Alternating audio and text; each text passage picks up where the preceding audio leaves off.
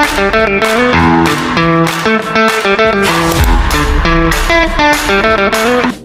guys, selamat datang di channel ini. Kali ini kita akan ngobrol tentang sesuatu yang sering banget dibahas di kelas, seminar, bahkan di masyarakat, tentang analisis kebutuhan komunitas dalam pemberdayaan perempuan.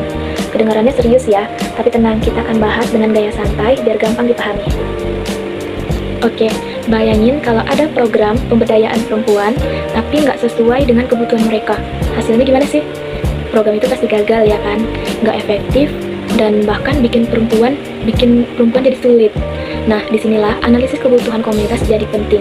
Dengan analisis ini, kita bisa tahu apa yang benar-benar dibutuhkan perempuan, mulai dari keterampilan ekonomi, akses kesehatan, dan kesempatan ikut sambil ambil keputusan.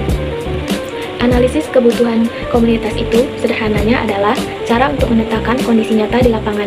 Kita kumpulin datanya, ngobrol langsung pada masyarakat, lalu kita bandingkan kondisi sekarang dengan kondisi yang diinginkan.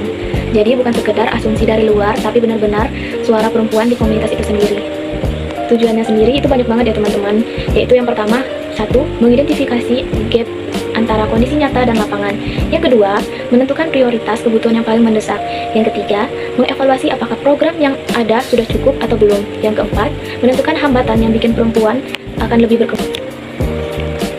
Kalau analisis kebutuhan dilakukan, program pemberdayaan perempuan bisa lebih sukses karena sesuai dengan kebutuhan masyarakat atau kebutuhan perempuan itu sendiri. Tapi kalau nggak dilakuin, gimana ya? Pasti berantakan dong, karena nggak sesuai dengan kebutuhan yang di realita itu. Program jadi nggak tepat sasaran, partisipasi perempuan rendah, bahkan bisa memperkuat ketimpangan gender. Jadi intinya, analisis kebutuhan itu bukan tambahan, tapi fondasi utama dalam pemberdayaan perempuan. Siapa sih yang terlibat dalam pemberdayaan perempuan? Siapa ayo?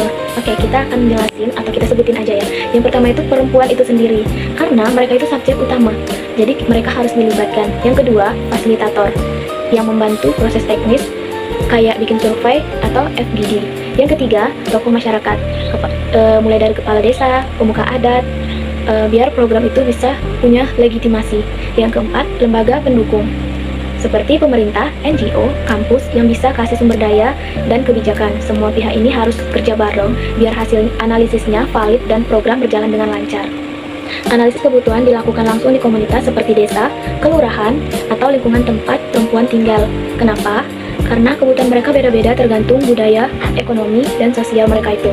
Jadi, nggak bisa pakai pendekatan seragam, harus sesuai dengan kondisi lokal setempat.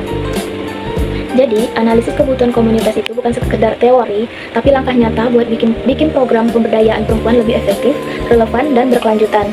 Dengan melibatkan perempuan, tokoh masyarakat, dan lembaga pendukung, kita bisa bikin perubahan yang benar-benar terasa.